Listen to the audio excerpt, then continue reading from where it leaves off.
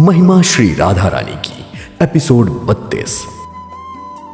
अब तक आपने देखा श्री राधा जी के क्रोध को देखकर पांचवी सखी भयभीत हो गई और उसने बस इतना ही कहा, उधर वहां निकुंज में।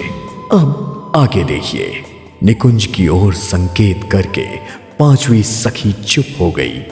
तब राधा जी ने कहा, वो कहां है? निर्भय होकर कहो।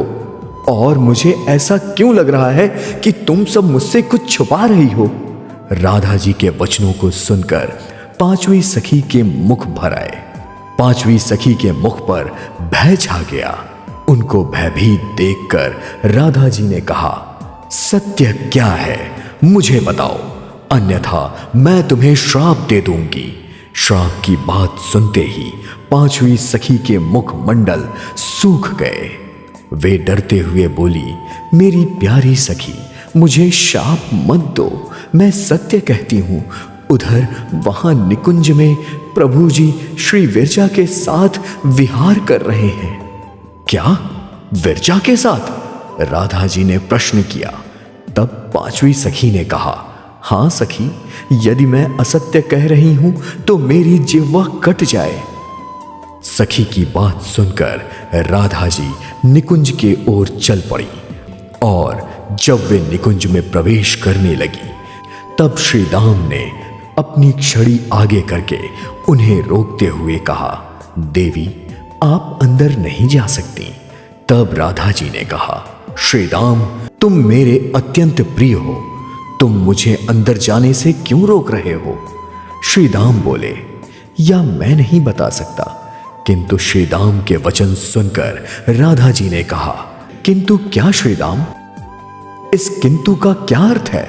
श्री दाम ने कहा, देवी राधा, अंदर निकुंज प्रदेश में जाना पूर्ण रूप से वर्जित है, ऐसा प्रभु का आदेश है।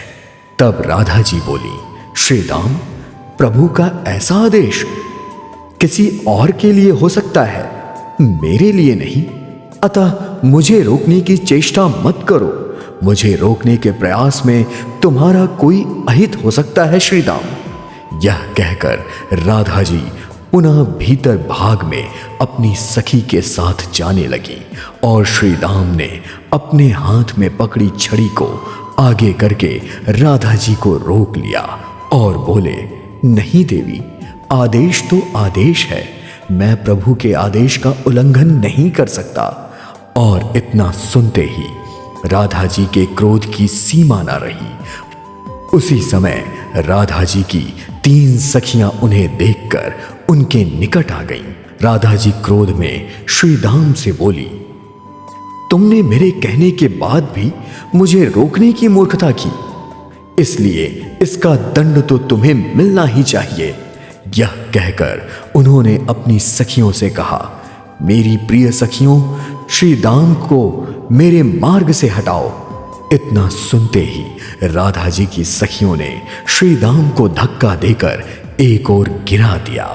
निकुंज के बाहर कोलाहल की ध्वनि सुनकर विरजा ने श्री कृष्ण जी से कहा, प्रभु बाहर कोलाहल कैसा? श्री कृष्ण जी ने हंसकर कहा, विरजे, ऐसा प्रतीत हो रहा है कि राधा जी अपनी सखियों के साथ उपस्थित हुई हैं। यह सुनकर विरजा भयभीत हो गई और कहने लगी, प्रभु मुझे भय लग रहा है, मेरी रक्षा कीजिए। गोपी विरजा की रक्षा भगवान श्री कृष्ण जी कर पाएंगे अथवा देवी राधा ने उन्हें श्राप दे दिया। देखिए अगले एपिसोड में धर्म सिनेमा YouTube चैनल पर। देखते रहिए महिमा श्री राधा रानी की।